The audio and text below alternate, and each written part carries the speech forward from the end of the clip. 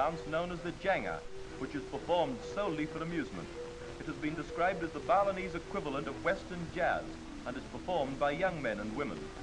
Facing each other in a square formation, they perform graceful rhythmic movements as an accompaniment to the story, which is based on a famous Hindu epic and is enacted within the square.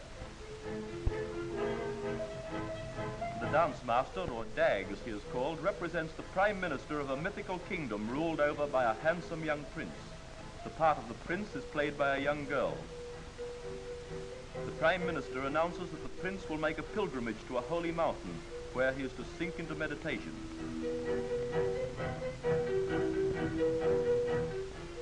As he meditates, the gods send two of the most beautiful nymphs of heaven to tempt him, but the prince refuses to be moved from his high purpose.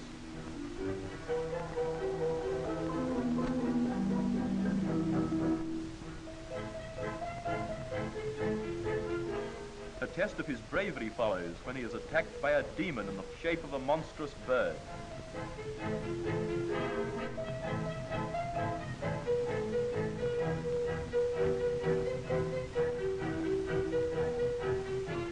Roused from his meditation and enraged at the disturbance, the prince seizes his bow and after some picturesque byplay succeeds in killing the monster with a well-placed arrow.